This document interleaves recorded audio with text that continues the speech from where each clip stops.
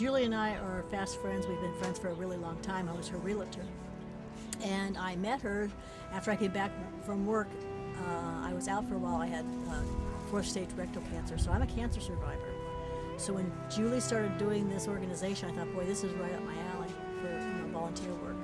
I do as much as I can in other areas, but this was really something that I could relate to, especially with cancer patients that are really in bad shape. I don't think they had expected me to survive. I tricked them and I did. So I lend my support to the people that we visit and we do their homes. And I work with Julie. I take Julie's lead. Julie tells us what to do and we do it. But this last go around, her and I shopped and we got the materials for this rehab. Yeah. She has me do everything. Like today I'm gonna do everything.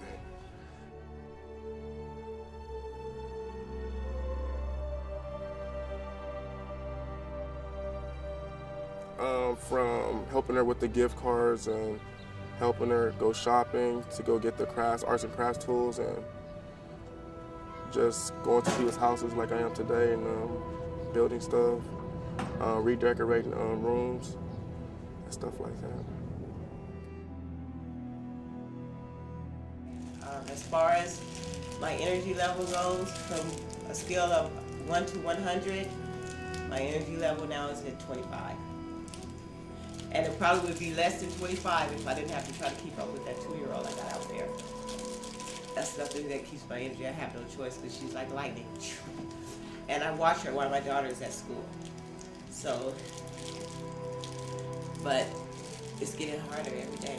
It really is. And I think my kids are starting to see it a little bit because I'm extra tired. They know I'm tired all the time, and now I'm extra tired. Like today, I couldn't get up before 12. There was no use in me trying. And they know it, so now they're like more tentative to me. My kids are more tentative to me, but any other time, like, let's go to the beach, let's go outside, it's hot. And they see me now sleeping, so they come around and they're like, Mom, we gotta get up today. And she sits straight up, and it's starting to wear and tear on me. And then on top of these pills, I don't have my cancer meds here right now, but on top of these meds, I have meds for cancer. I have to take those morphine pills, which are really a drug that leaves you partially paralyzed, because you be out of it. You can't do anything but try to focus or go to sleep. So I'd rather go to sleep than try to sit up and look like something's wrong with me. I'd rather sleep. But in the meantime, my kids are missing out on the time they have left with their mom.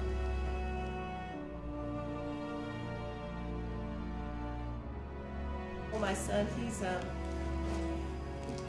I know he's scared. I know he's scared because he's a mama's boy.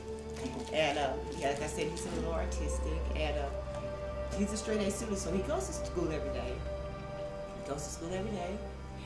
He leaves school, go to the library for 2 hours, and then he comes home. And then he eats, and then he talk to me for about 5 minutes, and goes in his room, closes the door, and I never see him until the next morning when he's leaving from school saying, "Hi, bye, Mom, have a nice day." And that's his routine. That's his routine every single day except the weekend. He'll go to the library on Sunday if it was open, but that's his scapegoat. He goes to the library. But he told me that he's going to be a scientist and he's going to be rich. And the first thing he does is he's going to take care of the poor, and then he's going to buy his mommy something.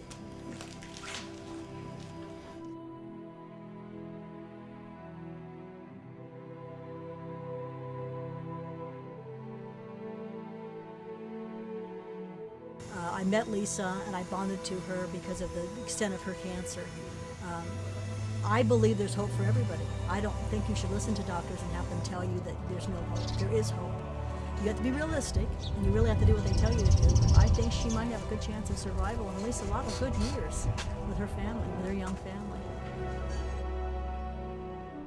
Well, I think our well, at least as far as my belief is that I feel that there needs to be more people out there helping one another. And I think that there's too much violence and there's too much just unnecessariness. And I think if people come together, like the group that we have here, all the people that come together and help, it's great. So I think that for me, that's my belief, is just going out and just helping people.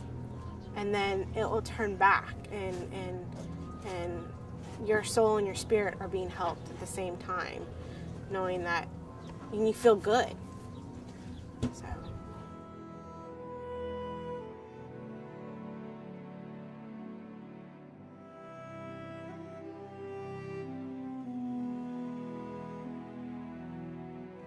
That there are people out there that really need help. That there are individuals that just don't have everything, and they just need that little extra boost.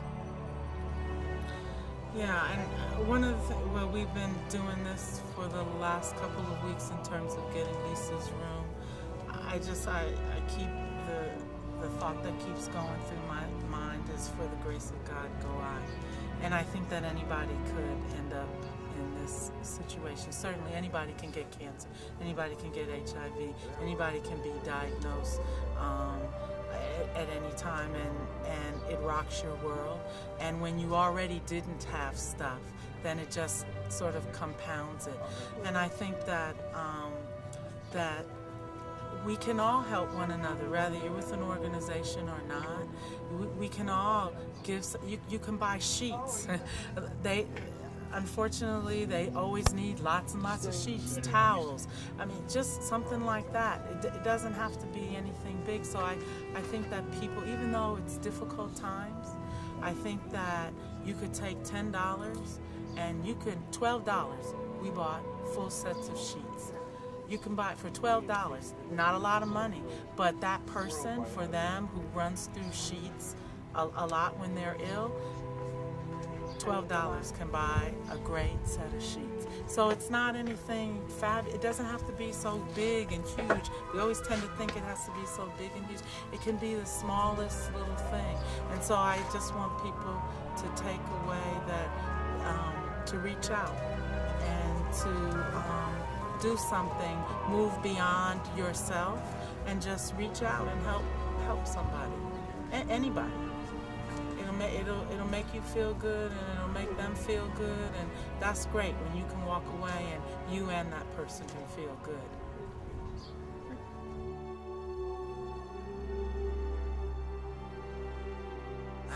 I know it helps for a fact. I know it helps for a fact because my mom and 2 sisters have died already from cancer, and I've worked with the hospice people just to help my mom and my sister through their last transition, and they wanted to die at home.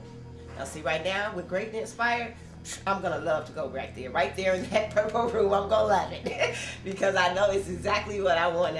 I'd rather be there than to be in any hospital when I go. I'd rather be right there in that room.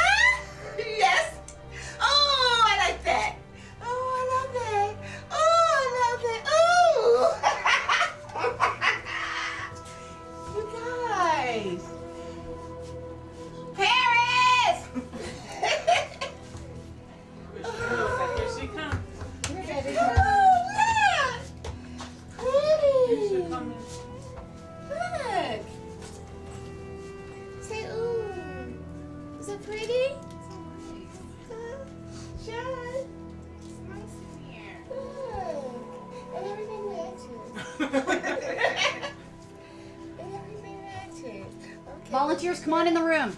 Come on in. in. You have to see. Everybody in. Yes. You have to see your bathroom. Okay, Greatly You know, Inspired has really gone above and beyond everything that I thought I would be getting from him. I'm overwhelmed at what they've done for me.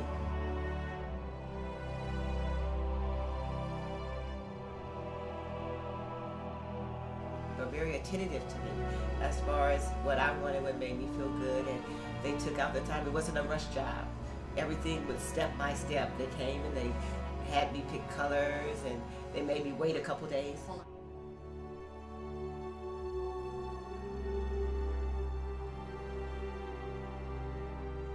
And when they started coming in, it was like, you know, my heart was just flattered, like, oh my God, look at this. These people care and they don't even know me.